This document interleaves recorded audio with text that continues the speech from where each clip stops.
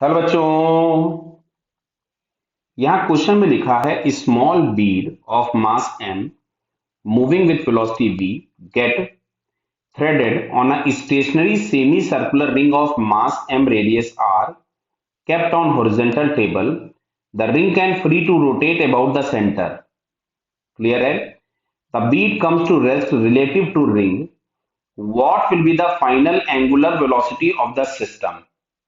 Clear. तो पूछा गया इसमें फाइनल एंगुलर वेलोसिटी क्या होगी, तो हम लोग ये मान रहे हैं कि जो सिस्टम इस ओ पॉइंट के अबाउट फिक्स रहेगा। क्लियर। अब सुनिए, हम लोग जो एंगुलर मोमेंटम लिखते थे एल, वो लिखते थे M into R cross we.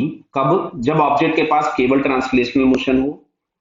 इसका स्केलर फॉर्म हम लोग ऐसे लिखते थे M into V into perpendicular distance on the line of velocity, on the line of velocity from the rotation axis, जो कि यहां पे ओ दिया गया है। क्लियर। तो अगर हम इनिशियल एंगुलर मोमेंटम लिखें पार्टिकल का, तो ये मिलेगा एम वी इंटू आर।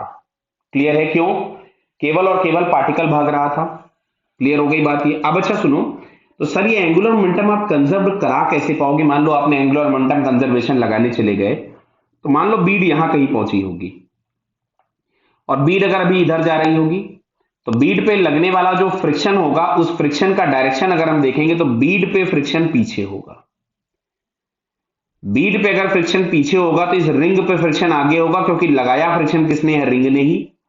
तो क्या आपको दिख रहा है कि इस पॉइंट के अबाउट, ओ पॉइंट जो हमने फिक्स माना हुआ है, ओ पॉइंट के अबाउट जो दोनों फ्रिक्शनल फोर्स होंगे, दोनों के टॉर्क के मैग्नीट्यूड सेम होंगे, दोनों का सेंस ऑफ रोटेशन अपोजिट है, तो नेट एक्सटर्नल टॉर्क सिस्टम पे क्या हो गया? जीरो अबाउट ओ।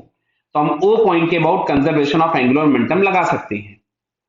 अब सुनिए, फाइनल की अगर हम बात करते हैं, ये इनिशियल एंगुलर मोमेंटम था।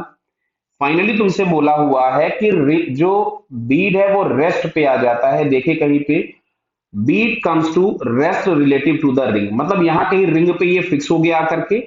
अब ये पूरा सिस्टम किसी भी ओमेगा से घूम रहा होगा, तो यहां पे हम लोग लिखेंगे आई रिंग प्लस आई बीड इंटू ओमेगा। ऐसा क्यों लिखा?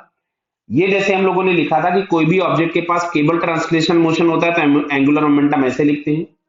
अगर केवल रोटेशनल मोशन होता है तो एंगुलर मोमेंटम लिखते हैं आई इंटू ओमेगा, जहां पे आई होगा moment of inertia about axis of rotation. तो यहाँ पे दो चीजें हो गई, तो रिंग का मोमेंट ऑफ इनर्शिया भी एम आर स्क्वायर होगा, और जो पार्टिकल होता है उसका मोमेंट ऑफ इनर्शिया लिखते थे एम इंटू परपेंडिकुलर डिस्टेंस का स्क्वायर, जो कि इस केस में आर होगी। तो ये हो गया फाइनल एंगुलर मोमेंटम। अभी इस इनिशियल एंगुलर मोमेंटम और फाइनल एंगुलर मोमेंटम दोनों को हम इक्वेट कर देते हैं, because net external torque zero आ रहा, मैं आपको समझा चुका हूं।